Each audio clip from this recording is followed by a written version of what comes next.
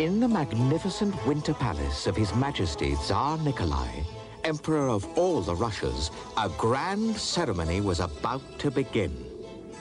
There was a ceremony in the palace every day of the year because the Tsar Nikolai, mightiest of the mighty, most feared among the feared, enjoyed ceremonies. He enjoyed the glittering robes and the sound of trumpets. He loved to see his subjects bowing on the ground before him. But what he liked most of all was to be given rich and extravagant presents. And he knew that today's present would be very extravagant indeed. For today, a royal prince from a far-off kingdom had come to ask if he could marry the Tsar's daughter, the Princess Alexeia. We present to the person of your Imperial Majesty, the Captain of the Anatolian Royal Guard.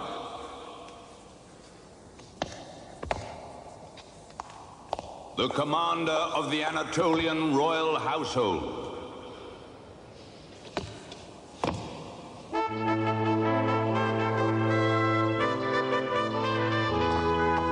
The Crown Prince of Anatolia.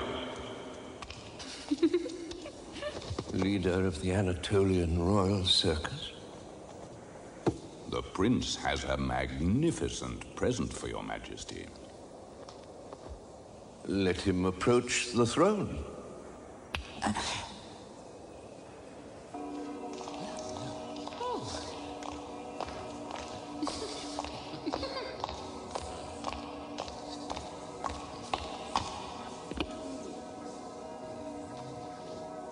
Begin the ceremony. Oh, mighty Tsar, Emperor of all the Russias, whose dominion extends Yes, very good. Move to the matter of importance.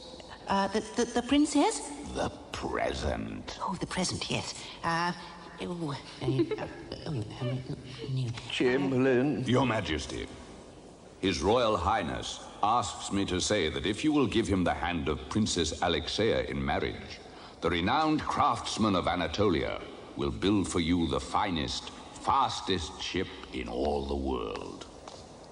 A golden ship. A ship like this one? A present worthy of a princess, Your Majesty. Yes. Alexeia, come and see the... Alexeia. Yes, Father. Come now. What do you say? It's very beautiful. What can it do? Do? Why, it will sail swiftly across our lakes and seas. Shouldn't the Tsar's ship do something more? More? Yes. What else can it do? It can do nothing else, Your Majesty. Ha! Your Majesty, let the Crown Prince know only what you would have the ship perform, and it shall be done. Very well. I shall give the hand of the Princess Alexeia in marriage only for a ship that will... a ship that will... Fly. Fly? A ship fly. Fly? Like a bird. Fly. Yes, that's good. Fly. A ship to fly in like a bird. Ha! Let the command be sent forth. The Tsar will marry his daughter Alexeia to the man who will bring him a ship that will fly. But, Your Majesty... But Your Majesty... Silence. The mighty Tsar has spoken. The mighty Tsar had spoken, and his words went out into corners of his empire that he had never visited, and into lands so distant that their very existence was unknown to him. But all who lived there knew well enough that they were the subjects of Tsar Nikolai and that their duty was to do his bidding.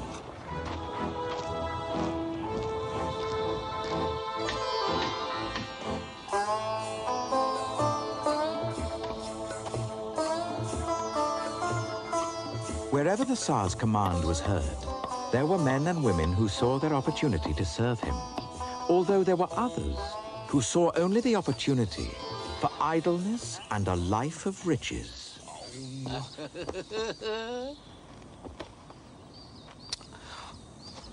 Sergei, look here. It's gold. Quick, pull them out before somebody comes. Here, give them to me. They must be worth 20 rubles. We'll keep them hidden. Don't tell anybody, eh?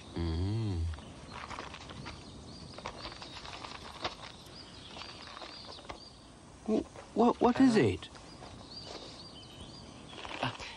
The Tsar demands a flying ship.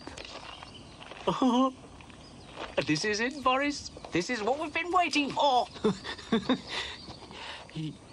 But, how can we make a ship fly? Oh, we won't make a ship fly. But we will get our hands on that money at last. Listen to me. This is what we're going to do.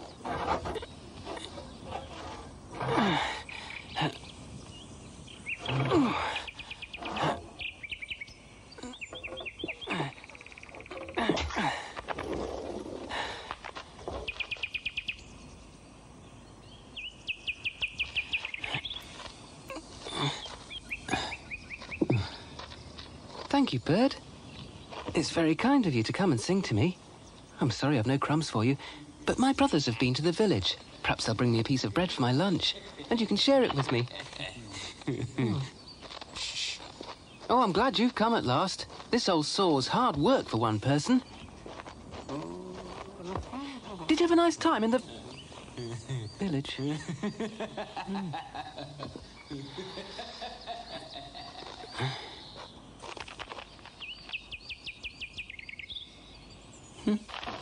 So you see, dear father and mother, although it will grieve us to leave you, this is our great chance. Yeah, our chance to make a fortune. And bring it back here to you as soon as we've built the flying ship for Tsar Nikolai. We just need some money to get started. And some food and drink for our journey. Yeah.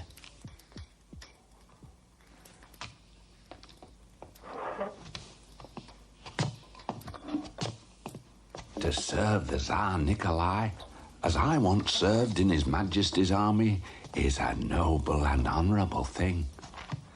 But will you not take your brother, Peter? Oh, he's too much of a fool, father. He would disgrace us.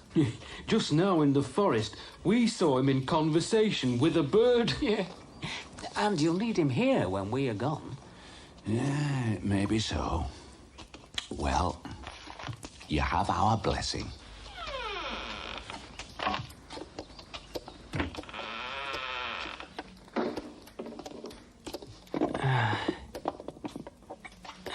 Your brothers are going on a great adventure, Peter. There is all I have, my sons.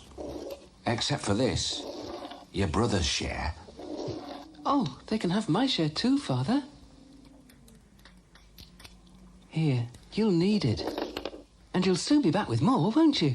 Oh, yes. We'll soon be back with more.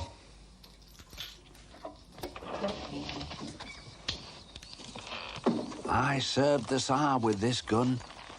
Take it, my boys, and let it take care of you. They say the Tsar's commands are fixed with golden nails, you know. You should go and look where you found it. Golden nails, indeed. You're the fool of the world, you are. You see what you've done, Alexia, by your foolish demand? Now you will never be married. All because you wish for this impossible ship as a wedding gift. Father, I don't want any ship. What? I was trying to make it difficult, don't you see? I don't want to be married to someone just because he brings you the best present. It is the custom. But at least let me meet somebody and love him first. Please. No, Alexia. My command has been given. You may marry only the man who brings me a flying ship. Even if I can't love him? Even if he's the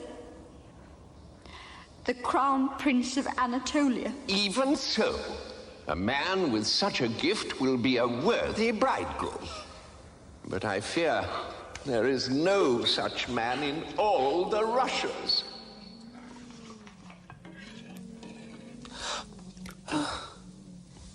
If only your brothers would come back. Don't worry, Mother. I expect they're in the Tsar's palace now, in fine clothes, with purses of gold to bring back to us. Do you think so? Oh, yes. They'll soon be here. But Boris and Sergei were not in the Tsar's palace. They had spent all their money on food and wine and were still only a few miles from home. If they could see us now, eh, Boris? Better than black bread and soup, eh? Yeah. What do you want, eh? Get on away. Yeah. Masters, I'm hungry. Can you spare a little for me? Oh, get your own food. This is ours. Go on out.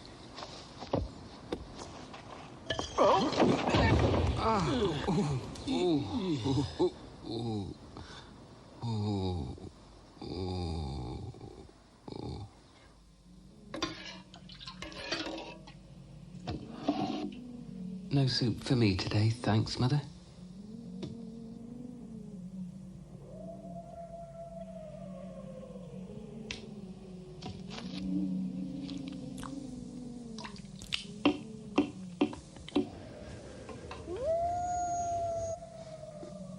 Suppose they've been eaten by wolves. No, Father. They have your gun with them, remember?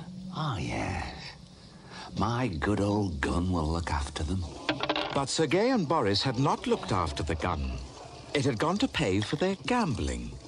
And the golden nails had gone to buy rich food and fine wine. Soon, the brothers were left with nothing except their clothes. And before long, they would have to sell those too. Don't worry, I'll find them. And I'll find us some food too, you'll see.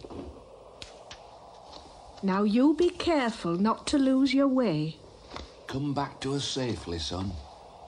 As soon as you can. We'll all come back together in the flying ship.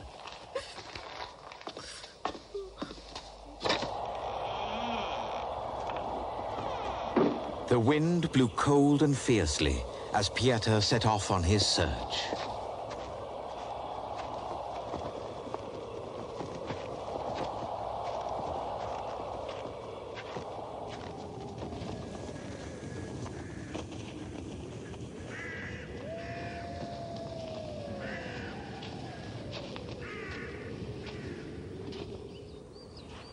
For 2 whole days and nights he walked with little rest, until he came to where the great forest was suddenly calm and strangely quiet.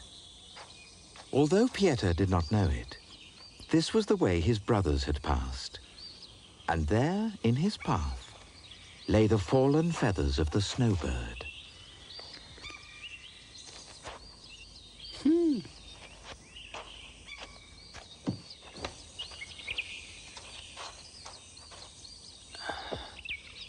Hello, Bird.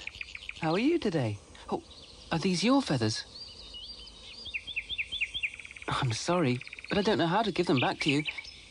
I'll leave them here anyway. Good day, Master. Good day, sir. Have you journeyed far? Oh, very far, Master, very far. Would you like some food? It's not much, I'm afraid, but you're welcome to share it. First, let me guess what's in your bag.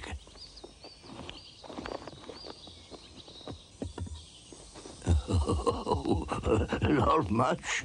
I can feel a good fat chicken in here, and 2 big round apples, and a loaf of bread and a flask of beer. I wish you could, but all I've got is a... Oh. What?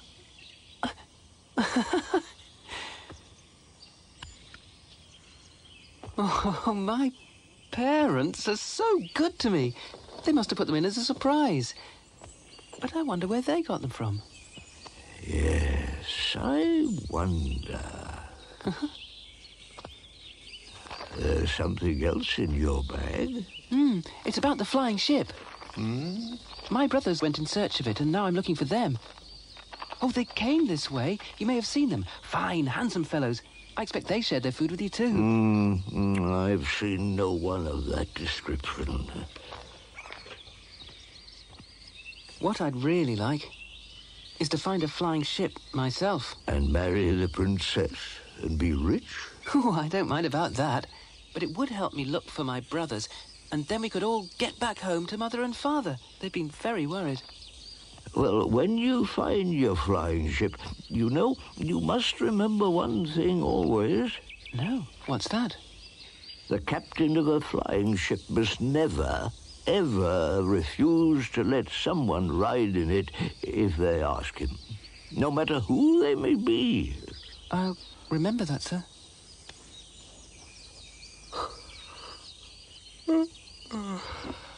Do you think I really might find a flying ship, then? Oh, yes. Yes, I think you really might.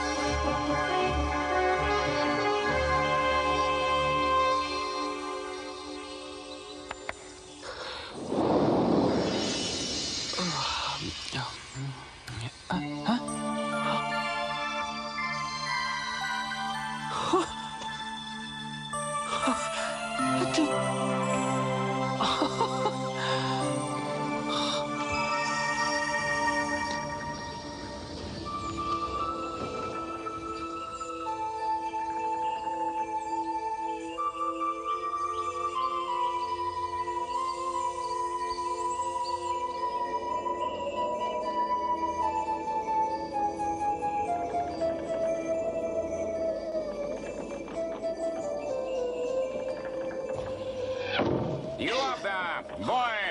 Room for me? Never, ever refuse to let someone ride in it, no matter who they may be.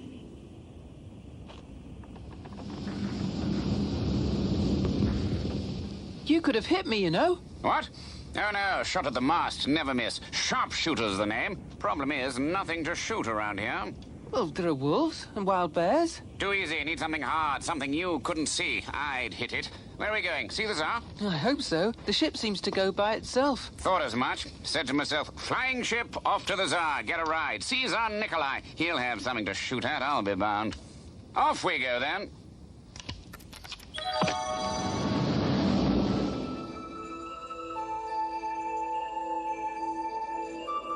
But the sharpshooter was not the only person who wanted to ride on the flying ship. They had not flown far when they saw below them a farmer with a bulging sack of straw, waving his pitchfork and shouting.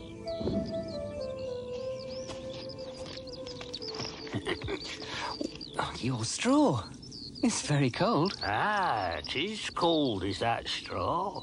Icy cold, that is. That straw is the most rarest straw in all the world. That's what grows up on the glaciers of Siberia, is that straw, see? Oh. He's taken that straw to sell to His Majesty, the Tsar Nikolai. He'll be amazed when he sees that straw. Let's be off, then. The ship soared into the air once more and flew on and on over the forests and fields of the vast country.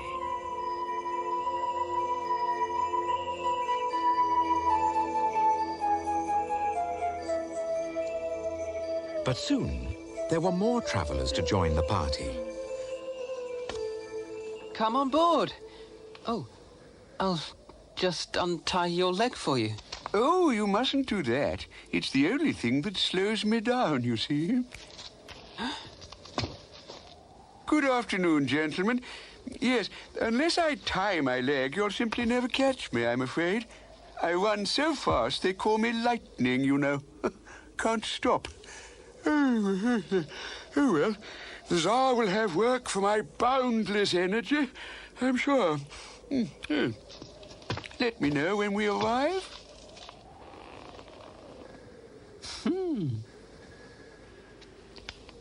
Excuse me? Yes? I heard you talking yesterday about going to the Tsar, and I wondered whether I might come with you. Yesterday? We were 100 miles away yesterday. Yes. Well, I do have quite good ears. Oh.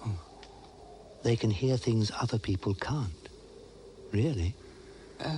Well, have a seat. You're welcome.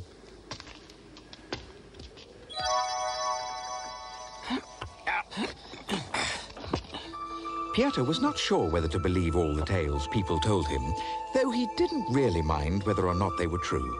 He knew that he had to give a ride in the ship to everyone who asked. Nevertheless, he was quite glad to meet two travelers who had no claim to anything special at all. The forester with his bundle of sticks, and his wife with her overloaded basket climbed on board with all the rest. And though the forester's wife took up the space of 3 people, she was so jolly and so happy to share her basket of cakes and pies with everyone, except for Lightning, who was still fast asleep, that nobody minded. And soon they were so cheerful and so sure of themselves as they sailed along among the clouds and over the treetops that they all began to sing.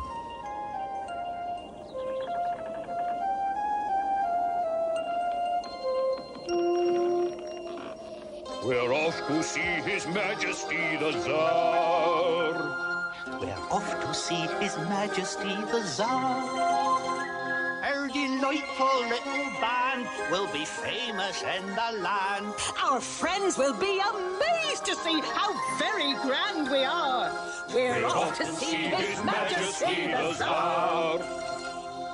We're off to serve His Majesty the Tsar. We're off to serve His Majesty the Tsar! I'll defend him with my bow. And I'll tell him all I know.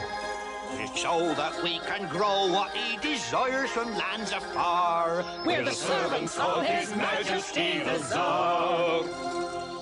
We're off to see His Majesty the Tsar. We're off to see His Majesty the Tsar. He will greet us joyfully and invite us all to tea, which we'll drink in diamond goblets by a golden samovar. We're off to see His Majesty the Tsar. We're off to tea, we're off to tea, we're off to see, we're off to see His Majesty the Tsar. His Majesty the Tsar. Shh. Quiet. Listen. I can hear trumpets and the sound of soldiers marching. I think it's the palace. Where? There! Look! Hooray! Hooray! Hooray! Hooray! We're off to sea, we're off to sea, we're off to sea, we're off to see His Majesty the Tsar! His Majesty the Tsar!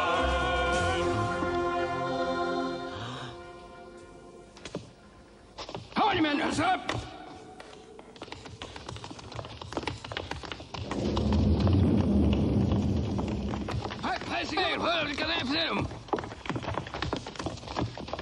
Oh.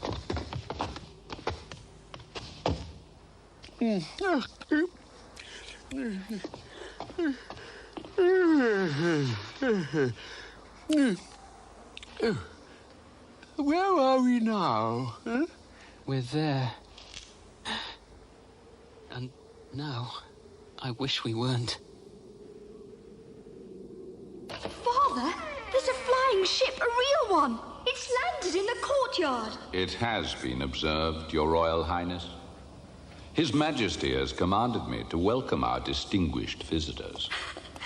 I couldn't really see the people in it. You will see them soon enough, my dear Alexia.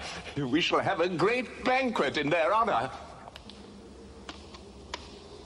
It's the mighty Tsar It's the mighty Tsar himself. Oh, it's Tsar Nikolai. You may rise. Where is your master? It's Peter what's in charge here, Your Majesty. I have the honor to be the humble chamberlain to His Majesty Tsar Nikolai. He wishes to give audience to your master. Peter, you are master here?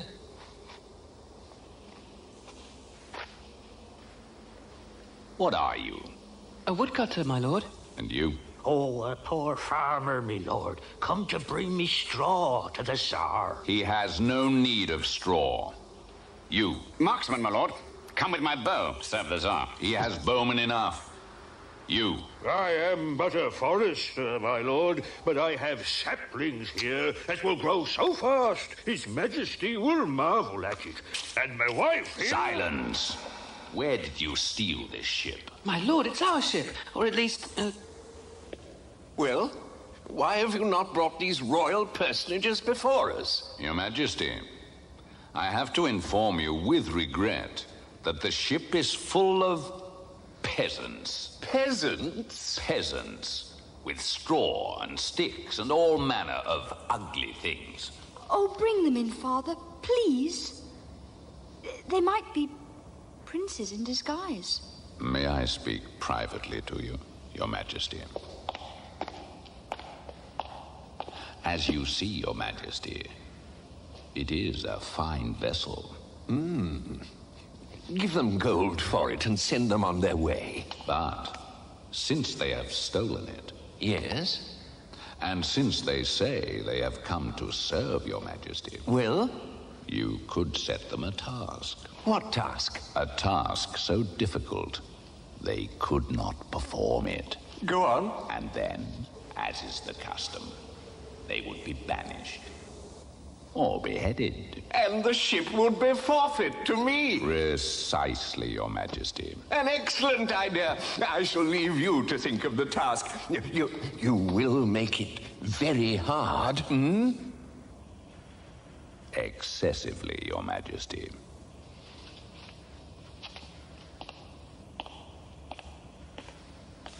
Lord Chamberlain, what were you talking about with my father? Nothing important, Your Highness.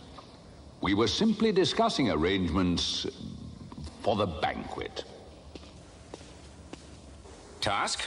What task? He says that a great banquet is going to be spread out for us here in the courtyard. Told you, sir. Good, good. Splendid. Only, if we don't eat up every scrap and leave every plate clean, the task won't be complete, and we'll all be banished.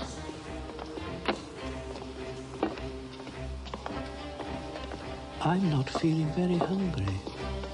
I wish I hadn't eaten that cake.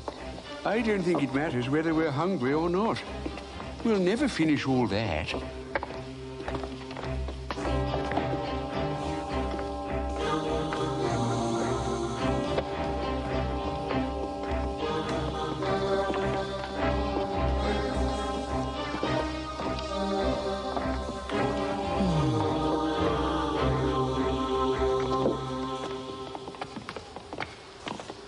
Good Lord, we thank thee for what thou hast spread before us, however little these poor morsels be. Mm-hmm.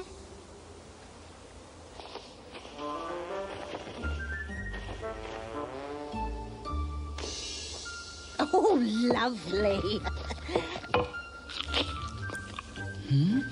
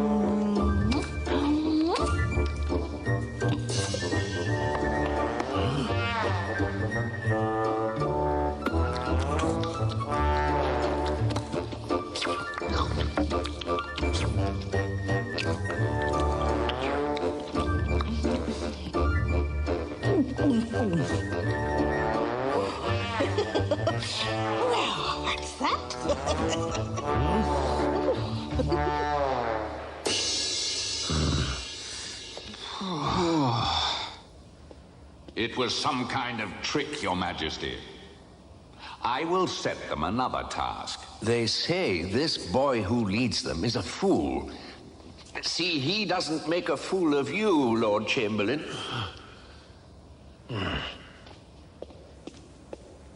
Honored guests, the mighty Tsar applauds your completion of his task and commands you to an audience. But first, since you have traveled far and will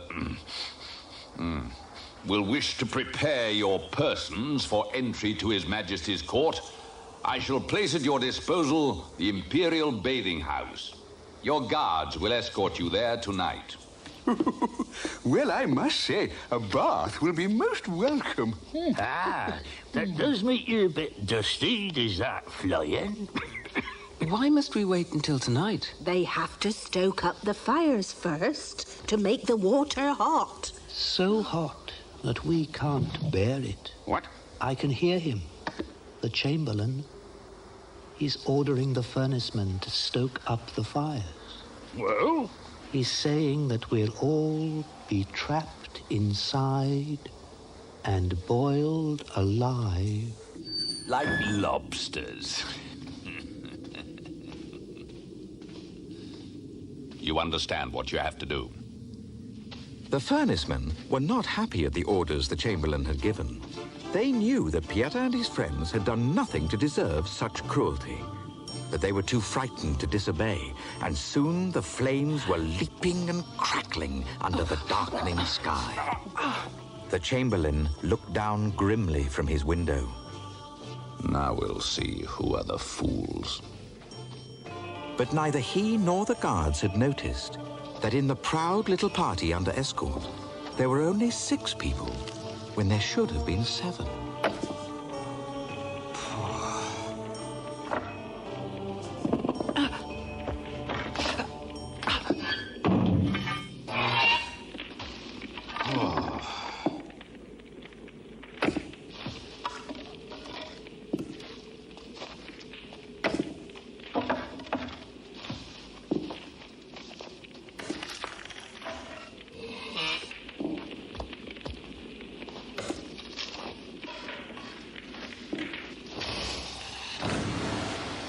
The ice-cold straw almost put out the fire completely, and the furnacemen had to hurry for more logs.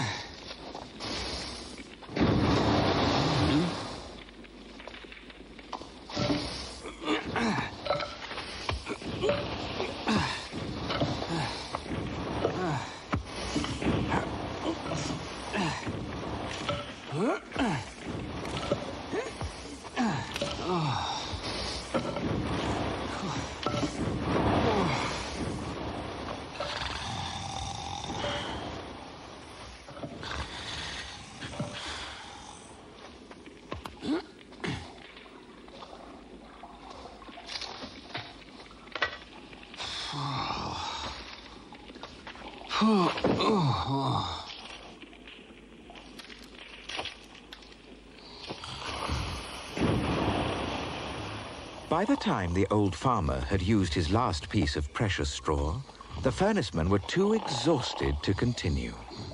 But Pieter and his friends were still enjoying a warm and luxurious bath.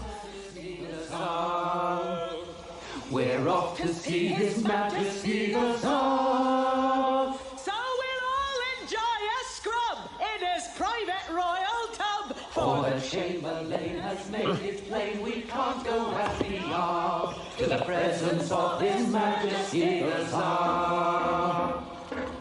I say, it's getting rather cold in here. Could you chaps open the doors? You were going to sell that straw to the Tsar, weren't you? I'm sorry. Oh, plenty more where that come from, don't you fret. I wish I could have seen that there Chamberlain's face. Well, friends, thanks to our farmer here, we've shown ourselves as good as any of the Tsar's men. Splendid. Yes, quite right. And now, if he's truly the mighty Tsar, he's nothing to fear from us, and he'll welcome us into his service. But whatever happens, we'll stand firm together. Here, here.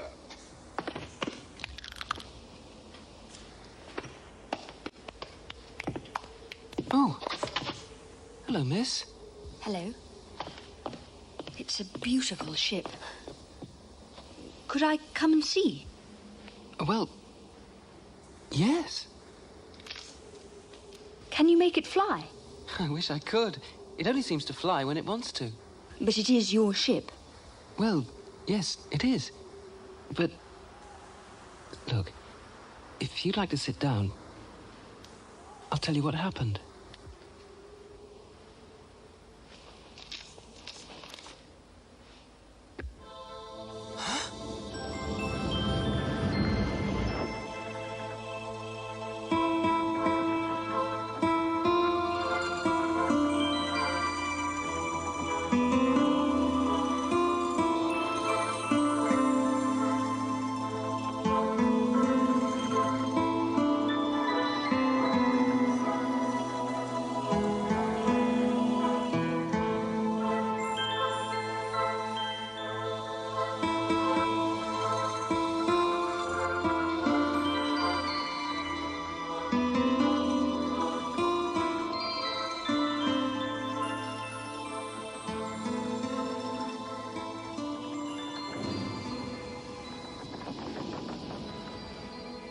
What's your name? Peter. I'm a woodcutter. What's yours? It's Alexea. I'm the princess's serving maid. The princess? I wish I'd never heard of her. What? Don't you want to marry her? Not really. I just want to find my brothers and go home to my mother and father. They'll be so unhappy. Anyway, I'm just the fool of the world. I wouldn't be suited to the mighty Tsar's daughter. I ought to go. Thank you. Will you come again? I'll try. But as the Princess Alexea skipped back into the palace, the Lord Chamberlain was coming to tell Piotr and his friends of the last impossible task he had set them. And this time, it really was impossible. 1,000 miles away, across the grasslands and mountains and trackless wastes of Russia, there lay a magic lake of silver water. Piotr's task was to fill a bottle with this water, bring it back to the palace, and place it in the hands of the Tsar. Then, said the Lord Chamberlain, he would be able to marry the princess. If he failed, the ship would belong to the Tsar, and they would all be beheaded. But there was a condition. The water had to be delivered by the last stroke of 12 o'clock noon. And it was 5 minutes to 12 already. Oh, please, fly, ship, please! Come on, come on! Ship. Come on, Fly! come on, get up there. Fly, don't you see? Fly! Fly, why don't you? Come on. It's no use. Oh, are we off again? Jolly good. Should be. Ship won't go. New task. Go Lake Volskaya, fetch water. Don't fetch it in 5 minutes. Heads off. Oh, right. Give me the bottle. I told you I could run. But lightning! Untie me. Come on. Yes, lovely place, Lake Volskaya. My family used to go there in the summer when I was a boy. I remember it well.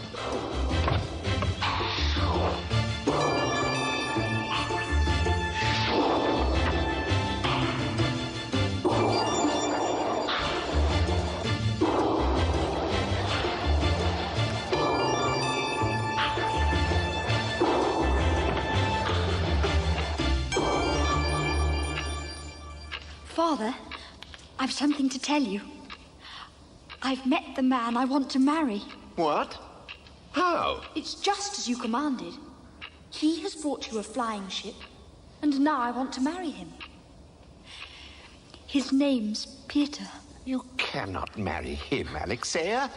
Where is his gold? Where's his army? A woodcutter? His parents probably come from some hut in the forest. They do. And I don't care. They're good and kind people. Good and kind they may be, but they are peasants, and you shall not marry him. You are a princess. Besides, he has another task. Oh, no. What? He is to fetch me some water from Lake Volskaya in 5 minutes. But he'll never do that. No, Your Highness. It appears he will not.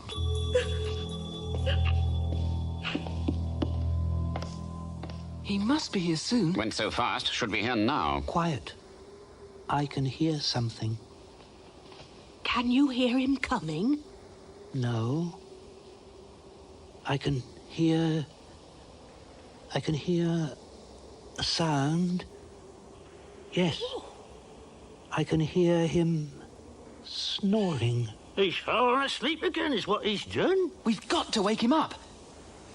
Sharpshooter, if we can find him, could you shoot an arrow to wake him? Ah. You listen, I shoot.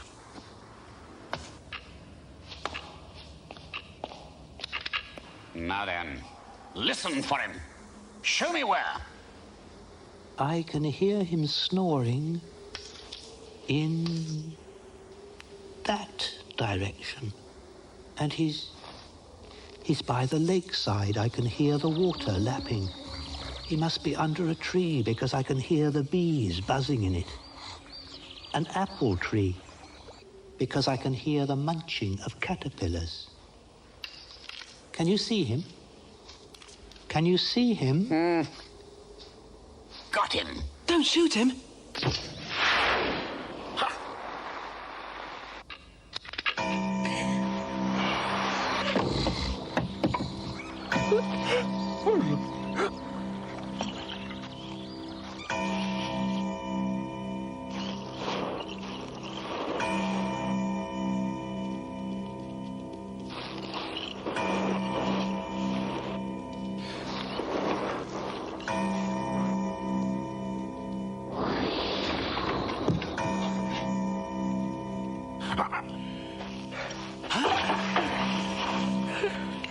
Peter, don't walk, run!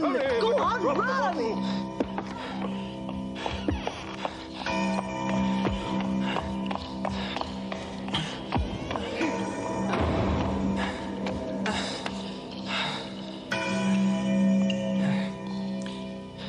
Your Majesty, we have performed all the tasks you have set us. Now we ask you to take the ship, but let us go. I want to see my parents and my brothers. My friends who came here to serve you but were rejected also want to go back to their homes. As for the princess, I could not marry the daughter of so fierce and terrible a father. I would rather wish to marry someone simple and kind, like her serving maid. Serving maid? What serving maid? That girl there. We talked together. Serving maid, indeed. That is my daughter, the Princess Alexea. And you will never have her as your wife. How dare you speak so to the mighty Tsar? To the dungeons with him. No, please.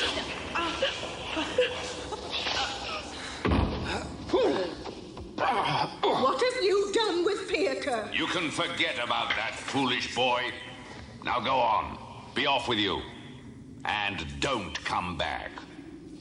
Tell your master, the Tsar Nikolai, that tomorrow we come at the head of an army mightier than his own to rescue our friend Peter. Let him look to his defenses. That was a brave thing to say, Forrester. But how can we raise an army? Friends, I told you about this bundle of saplings I brought for the Tsar. He had no need of them, but no tree will grow faster anywhere in the world. Tonight, let's plant them.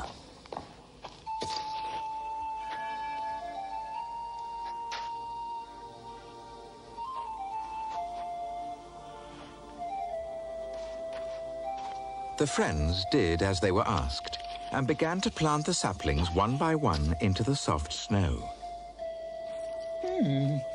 Although they could not understand how trees would help them when they needed soldiers.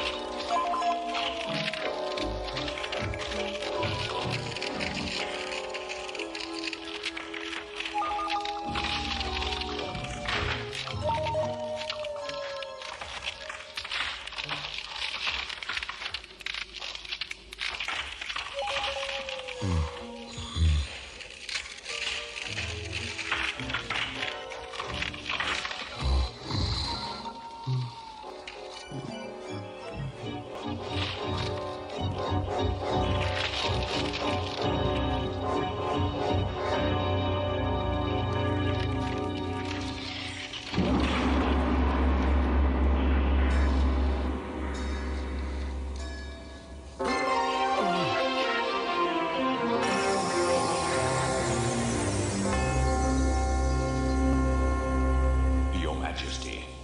Their leaders are at our gates. What are their demands? First demand, release Peter. Second demand, marry Princess. Third demand... third demand? Our third demand, Your Majesty, is that we all should remain here to serve you and Prince Peter and Princess Alexia, with all the many powers we possess. What should I say? I should say yes. And so Pieter and Alexia were married. And Pieter was reunited with his parents. And even Boris and Sergei, who had come home and asked forgiveness, joined the grand ball that followed the wedding, and danced with the prettiest ladies of Tsar Nikolai's court. As for the Lord Chamberlain, he had to learn that the life of a woodcutter was a hard one.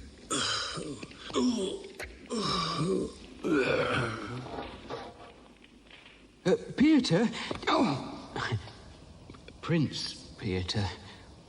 What's going to happen to your flying ship now, eh?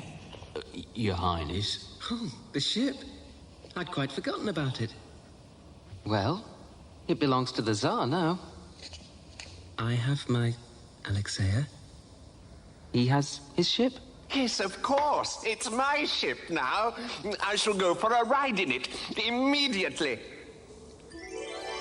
I think you may be too late, Father. Too late? Farewell, young prince, farewell.